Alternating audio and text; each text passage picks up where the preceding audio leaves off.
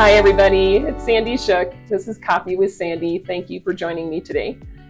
The mission of Coffee with Sandy is actually to bring the joy and purpose to those out there that are thinking that their life isn't exactly what they wanted it to be, but we all have gone through different changes in our lives, pivotal moments that actually will show to those out there that don't give up and just keep pressing on, because things do get better. And I have the pleasure of meeting this morning with Greg. Hey. So thank you very much, Greg, You're for welcome. joining me. And if you can introduce yourself to those out there. Yeah, so Greg Howard, Black Diamond Realty Group. I've been a realtor for 23, 24 years, started in Austin, Texas. I was a manager of a big investment company for their call center and got laid off. Decided to do real estate until I found another job. Wow. I'm still looking. looking. You haven't found another job yet. I'm still looking. Yeah, that's Yeah. great. Yeah. Well, you and I met through the Tri-Lakes Chamber. Yep. So I just appreciate your friendship through that organization. Oh, absolutely. I look forward to coffees with you occasionally, and I'm also jealous that you do them and get them done. Yes. Yeah. Well, and you can follow my lead. I'll try. Right? I'll try. I'll try. You do a good job though with your other posts that you do, Yeah. just the different things that you're involved in. So, and I do want to get into that. But first, I want to get into just kind of what makes you tick, Yeah. who you are. Okay. First question really that I ask all my guests is, when you were in second grade, do you know what you wanted to be? Oh gosh, probably not. When I was in second grade, we lived in a place called Clear Lake, Texas, and my dad actually worked for NASA. Oh, wow. So I guess I just thought I'd be like my dad. We would go over, he was a programmer for the lunar landing module.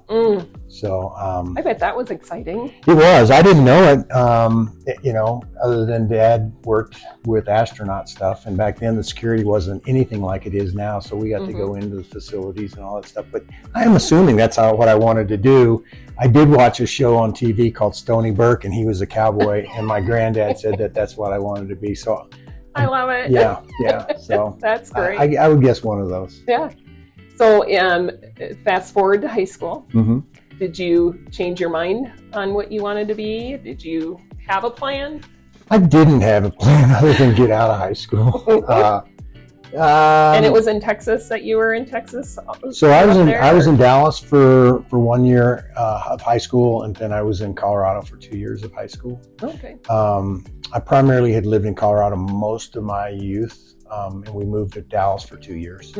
I really didn't. I was always big into the subjects of math and science, and I ultimately got a degree in chemistry. So. Oh, wow. Yeah.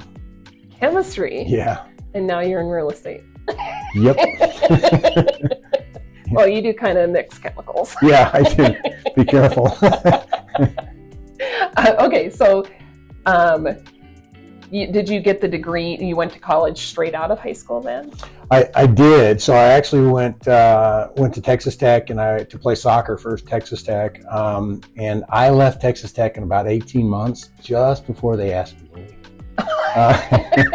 And you were there to play soccer, and that's I was there to play soccer and maybe drink a beer or two. So I wasn't ready for college the first time around. Mm-hmm. So then again, the pivotal moments. That obviously was you left, and then what did you do there? What did you do from that point? I was self-employed for quite a few years. The pivotal point for me to go back to school, which is probably the biggest pivotal point in my life, I was a volunteer firefighter in Denver, and I worked with them on cataloging hazmat stuff in town. And I just decided I wanted to go back to school and get a degree in chemistry. I'm not so sure that was the greatest choice of a degree to get, but the fact that I got through school and it was hard and was successful at it, and I was not successful at it the first time, was a pivotal change for me. Very cool. Siblings? I've got 2 younger brothers. Huh? Yeah. And were you guys boys like growing up? Like, Yeah. got into trouble, a lot of trouble, or? No. Both my younger brothers were pretty good kids. My best friend is probably my youngest brother, not my youngest, but the middle brother, the one closest to me. We get confused. People think we look a lot alike. I don't see it, but we're very good friends. And we ski together, and we do pretty much everything. That's cool. Yeah. So what about your grandparents? Did you have relationships with either side of I did. families? I did. My grandparents are from little bitty towns in Texas. My grandmother was a historian and a school teacher. She wrote a book about the county. My grandfather was a rancher. And if anybody follows Yellowstone and the 4 Sixes Ranch, he had a ranch just outside of there, but he also worked at that ranch too. Wow. Yeah. So is that where your love for the rodeo came in, or? I think probably a little bit. When I visit my grandfather, we were always on the farm or on the ranch doing something. Yeah, as young as one, I can remember. Really? I remember. I see pictures that I'm out there, so I'm sure it's somewhere back in my mind. Yeah, right. Yeah. I know people that can dig it out if you really want. Yeah, no. Right. So growing up, did you have any childhood crushes? Yeah, Farrah Fawcett. Yep. Farrah Fawcett. Yeah, Oh my I mean, gosh. Charlie's Angels was a big thing back then. Yeah. Yeah, and me, I was like, I don't think I could be in a swimsuit like that. Yeah. Because you probably had the poster, right? I did. Posters were In the everything back garage then. or in your room? I had it in my room. Yeah. Oh, so I had Leif Garrett and oh my gosh. You're younger than I am, though. Not by much. I did have a lot of, that's what we used our allowances on. Yeah. Is, the $25 or 25 cents or whatever it cost us to buy those magazines. And we'd always get the centerfolds and stick them on the walls by our beds, because I come from a family of 8 kids. Yeah. So we shared rooms. Holy cow. Yeah. What was life like growing up then with your family? Did you guys, did you celebrate holidays? Was it a big family gathering? Or? Yeah, so my mom was huge into Christmas and holidays. Really, really big into Christmas and holidays. So those were big to us. My mother was also big into volleyball. Oh, wow. So she created the Rocky Mountain region for Colorado back in the 70s. I do remember you telling me that. That moved into part of the Rocky Mountain region to USA Volleyball, and ultimately she was a CEO of USA Volleyball. Wow, and did you get involved in that at all? I played a little bit as a youngster. My brothers were more into that than I was, but we were always involved with volleyball. It's just I didn't really play. I had plenty of other things going on. That's really cool. So what happened from that point, though? How did she actually get involved in that? How did she start that? She was a player, and my mother is just one of those take charge people. She just didn't like the way it was being run. Wow. So she decided with a couple other people that they could do a better job. And before you knew it, it was huge. Yeah. Was your dad a rancher or? No.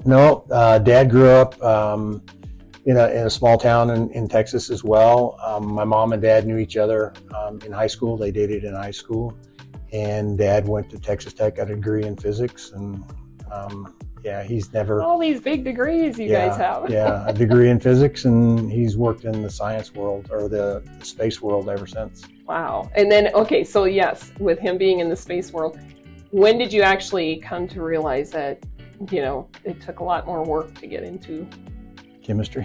No, the space world.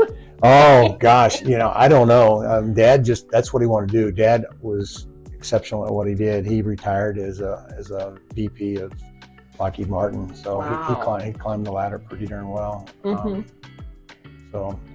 didn't do that. The reason I knew chemistry was hard is because all my friends were out doing stuff and I had to stay home and study. But well, that's good that you did, though.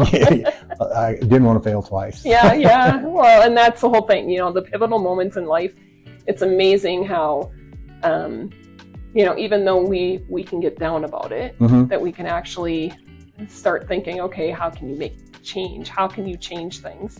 So are there things that actually get you out of a funk? Work, exercise will get me out of a funk. Being with the right people will get me out of a funk.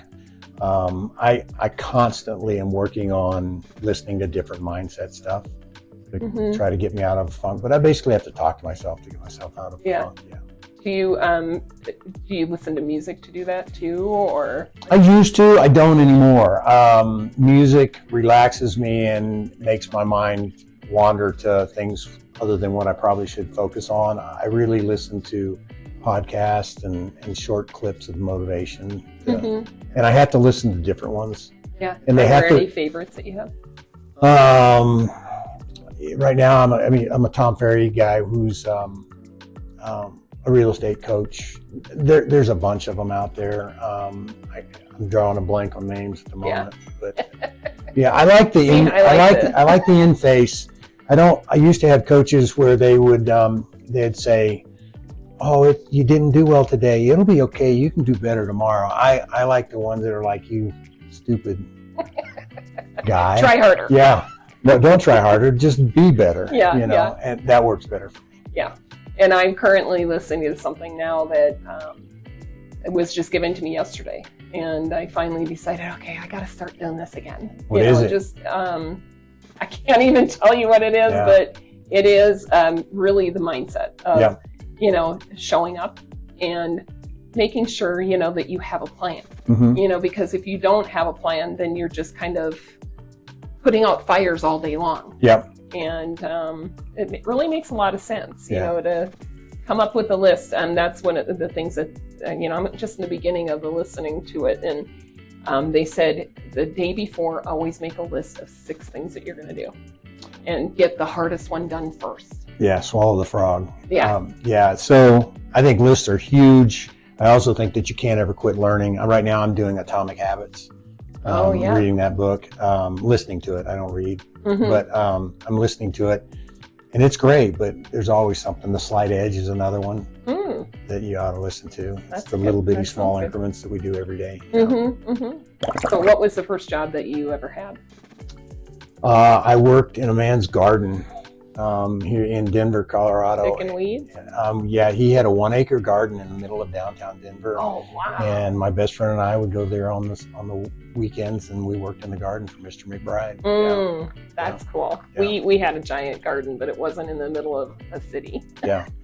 Well, it was in the middle of the town, but not a big city like Denver. Wow. How'd you find that? My buddy knew him. Huh. Yeah. So I don't know if that's a long time and then ago. It helped you grow with that commitment, right? Showing up for somebody else. That job was just fun. He was an elderly gentleman, and he was just a lot of fun to work for, and we just had a really good time. From there, I went to mowing lawns and things like that. Cool. Okay, so you're in real estate now. I am. And what made you switch over?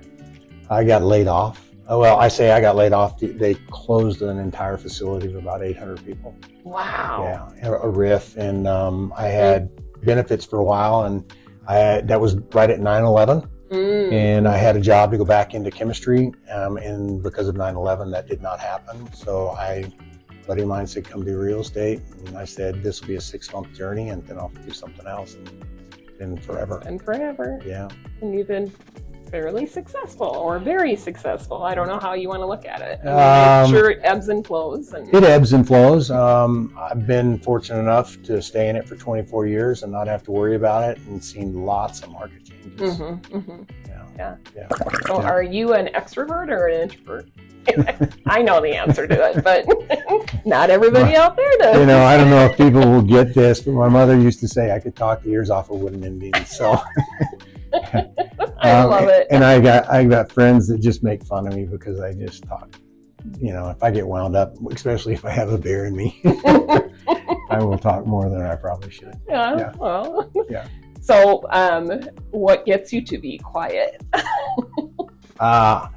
There are certain things I hate talking about money. Really? Yeah, I don't like doing books. I don't like talking to a CPA. I don't like having a conversation with my wife about money. Money stresses me out. So much. I mean, it's my biggest, other than being, the squirrel kind of deal. I do not like to discuss money. Yeah. Just don't. Yep. And somebody I know, I don't know if you know Becky Claybaugh, but she's the name sounds familiar. Yeah, she's a coach. She's gonna kill me.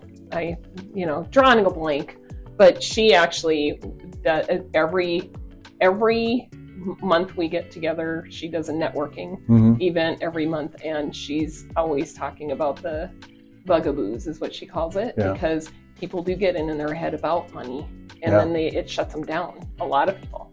Yeah. But it probably doesn't for you. It's just, it ties you down to. I just don't like talking about it. I don't even like thinking about it, quite honestly. Yeah. It's kind of a weird thing. I try to rationalize it, and I just can't. Some people are afraid of clowns. Some people are afraid of trains. I'm just afraid of dealing with finances. I hate it. Yeah.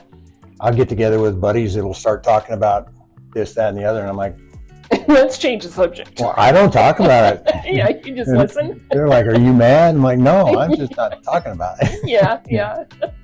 Well, you don't like to talk about financial, but what kind of anxieties do you have, if you have any at all?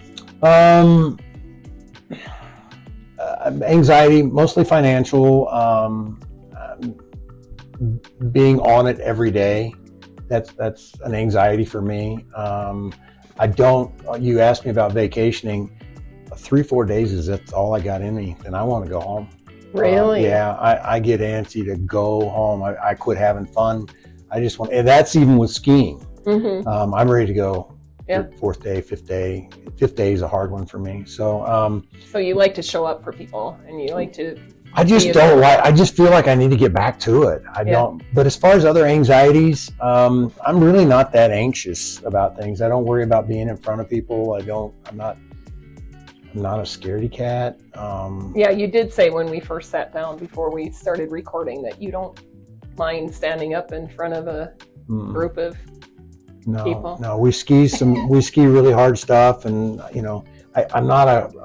don't love heights, but I'm not afraid of things. So no, just anxiety in general. No, just mostly back to the financial thing. I don't like thinking about financial stuff.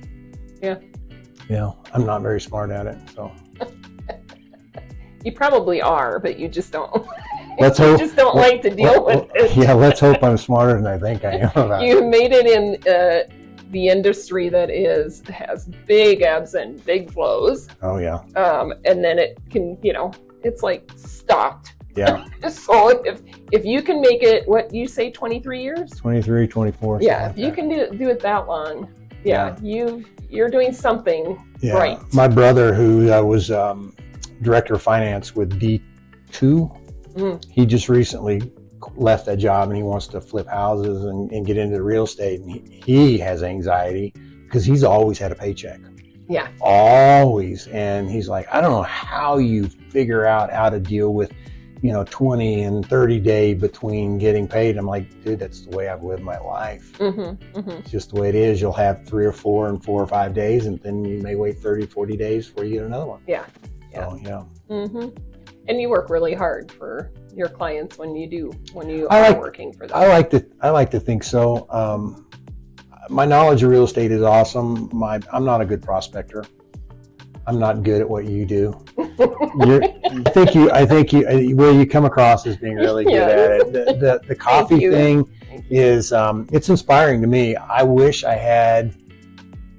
I don't know what it would take to do that, but I would like to do the coffees like you do. So if they start popping up, don't be mad. No, not at all. Anybody who wants to take it on, it's a lot of work, but it's very rewarding because, it's not really even, the prospect. I guess I don't even think about it as prospecting, but I really do look at it as bringing the community together. Well, we all want to do that, but truly the job at hand for you and I is having conversations with people, whether they're personal or their business, we're never going to create business without a conversation. So, Yeah. And you'd rather be friends with everybody than enemies. So, Right. Exactly. Yeah. And especially, if if I have somebody that, is looking for a realtor, I want to know them and know what their, hits and misses are, I guess. I don't know. Your coffees are not necessarily with just realtors. I see you meeting with a lot of different people. Yeah. And it is. It's so rewarding that people want to sit down and actually get to know me. Yeah. So I'm going to ask you a question. See if it makes the final cut. Not allowed. No. Not allowed. So, how do you like the Chamber of Commerce? Oh, I love the Chamber of Commerce. Yeah. It's, I became an ambassador in November. Yeah. Because of my commitment towards the chamber. Yep. I think that it's probably one of the better organizations that actually do promote business in all the communities, and they just come together, and I don't know, it just feels like one big happy family.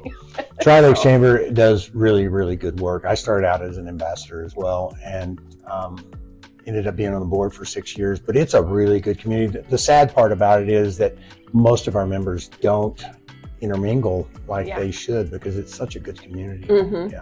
So and it's great to be able to, like, even sitting down with somebody to have coffee and having that conversation, you should just come, because I know I come across as an extrovert. I really am more of an introvert, but my girlfriend, one of my best friends, will tell me I'm a extroverted introvert. So I'm good at, getting out there, but when I'm done, I'm done. It's like, you can't get, if I'm like ready to go home, you can tell.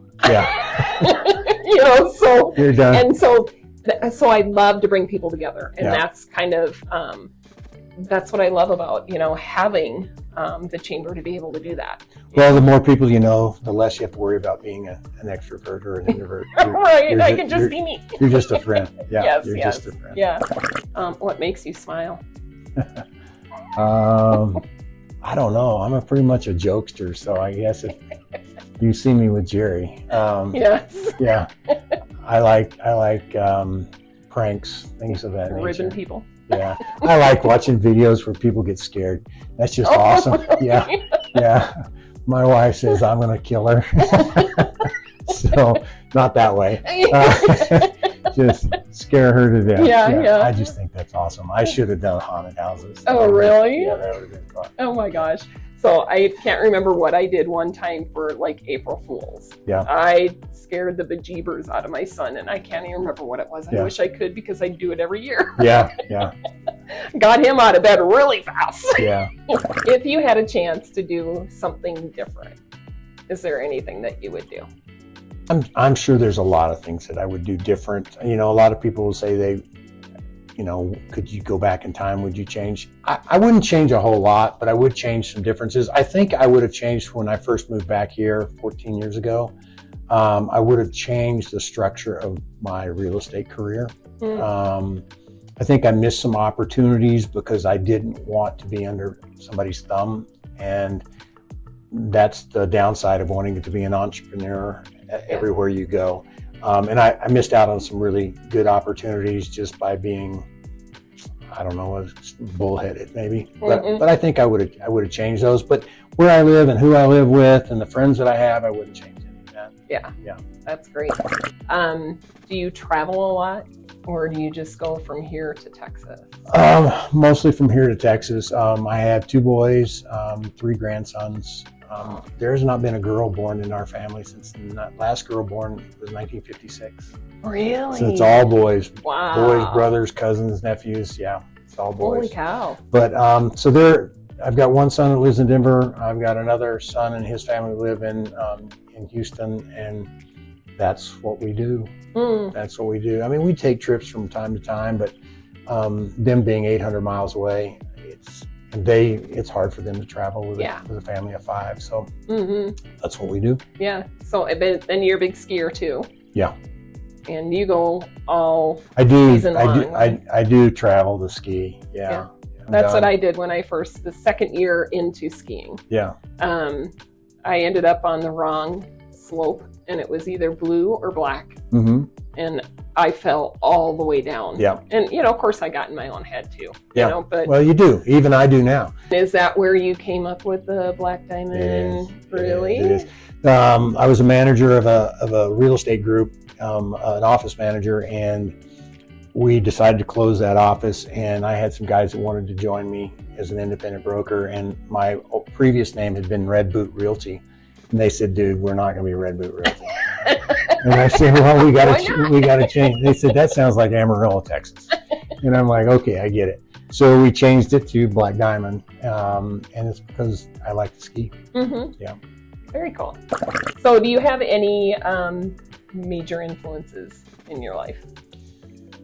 I would say the biggest influence in my life, my parents, they were very, very different. But my mom passed probably 5 years ago, and we talked every day. Really? We talked every day. So that was a loss. That probably. Yeah. And then outside of that, I didn't know my grandfather very, very well, but I think he's probably a bigger influence than I realize. I can go back to that same little town of 1,100 people, and I still get introduced as A.O. Bennett's grandson. Really? Yeah. Oh, that's neat. And he's been gone since '76. Wow. So, and how do you not be proud of that? I mean, I know that when I was growing up, it probably was like, yeah, I'm Ken Thielen's daughter.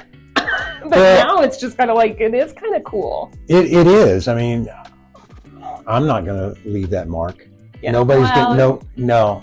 Really? No, there's a lot of things that have to line up. Number one, it was a small community. Mm-hmm. Number two, he was a huge personality in that community. You either loved him or you hated him. My grandmother was just the opposite of him. You either loved her or loved her.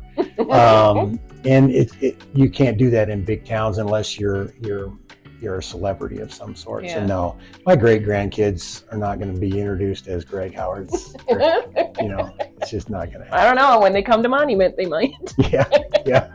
I probably will stay here a lot longer, but I probably won't retire, or I probably won't end my life here in Really? Yeah.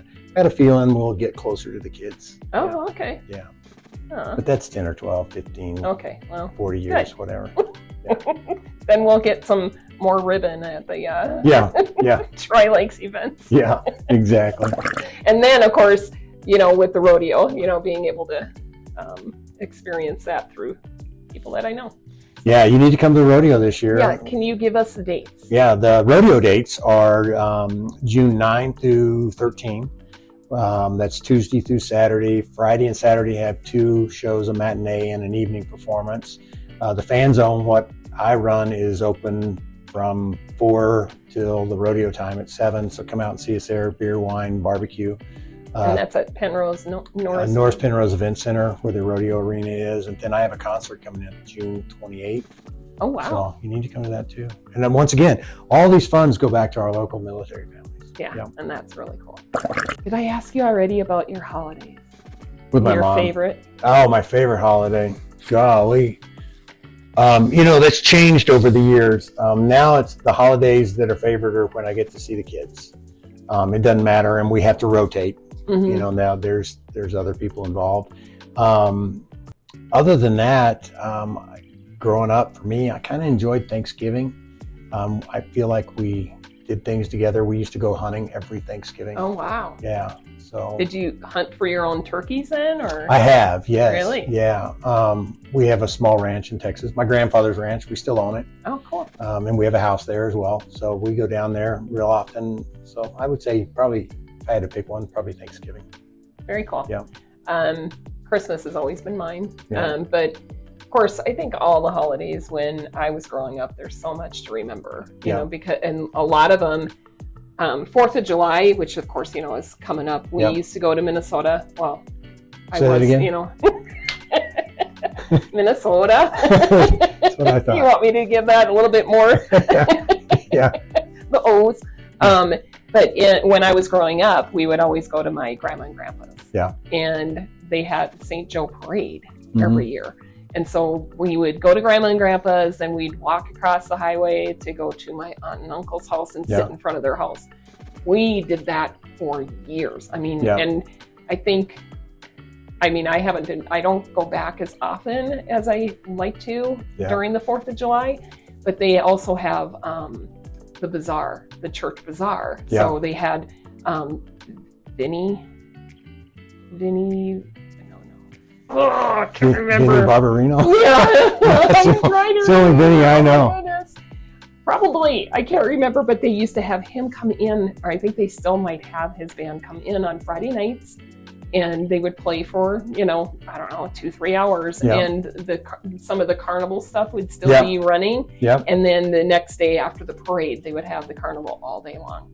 And I just think that's so special with the small towns that you can do something like that, and I wish we could do that here, but it's getting the volunteers that's small town activities are way more fun than big town activities. Well, and then Monument, here I am going, I wish we could do that. We do that in Monument. We have the parade in Monument on 4th of July, and then the Tri-Lakes Chamber now has the vendors that have booths. Well, they've been doing the that beer a long garden. time. I don't know how long that's been around. I don't know. I used to help them set up 10 or 12 years ago. So. And then as far as bucket lists, do you have any? And yeah, I do. It's ski related. My bucket list right now is, before my legs decide to give out on me, is to heliski up in either Alaska or in Canada. Oh, wow. I've wanted to for years. That's just kind of interesting. I want to go with my brother, and I want to do that. Jump in a helicopter, get dropped off, and ski down. I've always, growing up, that's the few channels that we ever had on Saturdays. Seeing that, it's like, if I could just have the courage to do that, but I'm not. I am not a skier. Trust me. There's no way I could do it. I think my girlfriend Sherry would be able to do it and live to talk about it. I would not be able to live to talk about it. Well, I'm worried that I'd get really tired. That's the only thing I worry about. You should do it though. And then come back and report it. I will. Well, I really appreciate you coming in today and sitting down with me and giving us a little bit of insight into who you are. Well, thank you. Very much. And so I am Sandy Shook. I am a mortgage advisor. I am here to help you try to determine, with no pressure, whether you can purchase a home, refinance your home that you're already in, or maybe even getting into an investment property. And I want to thank Greg again for joining me. And Greg, if you can give people information on how to reach you. Greg Howard, Black Diamond Realty Group. I have an office number, but my cell number is 512-470-6248. I live in Black Forest, and I would love to help people figure out the real estate world. Great. Thank you so much. Thanks, everybody.